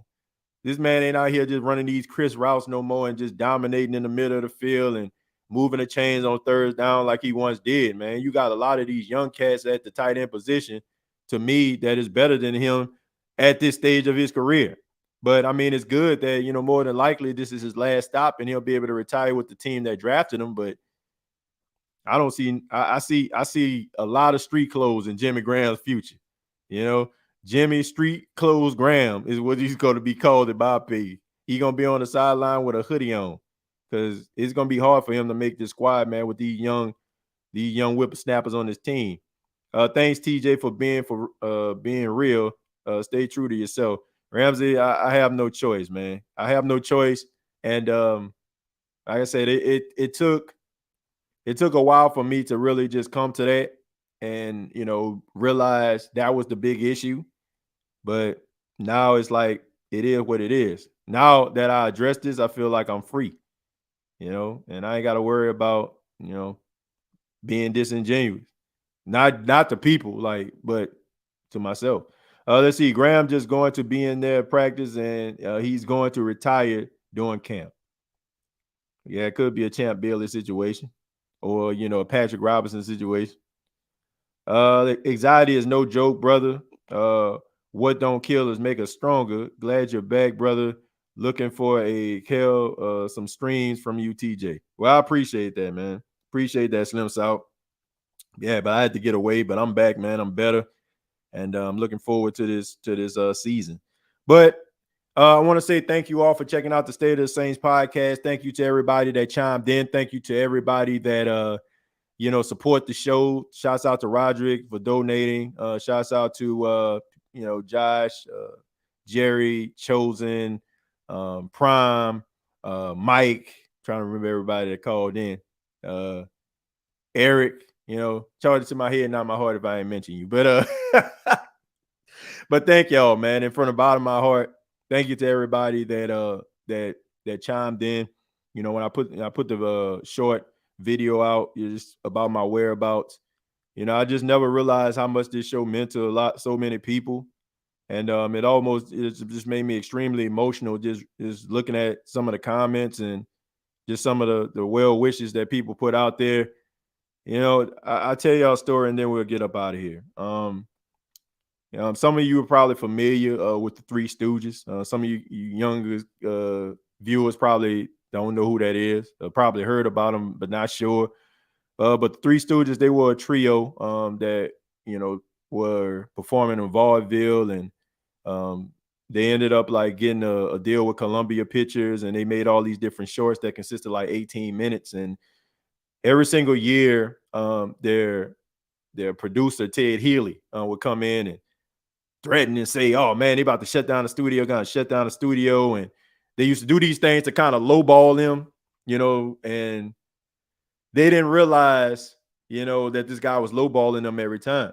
And they had like a good little run, and then all of a sudden they started to go on the road once the shorts ended. And I remember Mo, who was the leader of the Three Stooges, he said he was standing behind the curtain. He was so nervous to look, behind the curtain to see the audience. And he said he just wanted to wait till the curtain opened. He said, and when they opened the curtain, he seen all the people that was in there. It was standing room only. He said he had people all in a balcony, and that's when he realized that he was had. And I'm saying that to say this, like he didn't understand the magnitude of how successful and how much what they did meant to so many people. And I don't think that I understood like how much this show and meant to so many different people. And I almost feel like kind of selfish for like trying to end it. And like I say, much love to everybody, man. You all don't know how much that meant to me, and I really appreciate that. But thank you for checking out the State of the Saints podcast. I really do appreciate it. Previous episodes available on Apple Podcasts, Spotify, iHeartRadio, Anchor FM. You can follow me on Twitter at TJAYJones8. And also you can check me out on the Belly Up Media Network. Shouts out to those brothers over there doing really good work. And looking forward to talking about the New Orleans Saints. The first day of practice starts tomorrow. I'm not talking to you. But if you're, we're going to be talking about Saints training camp. We're going to be breaking that down. And I hope that everybody stays safe, man. Everybody stays safe. Everybody stays happy. And we about to do this, man. I'm excited about it. Till next time, all I got to say is, who that? Praise God, bro.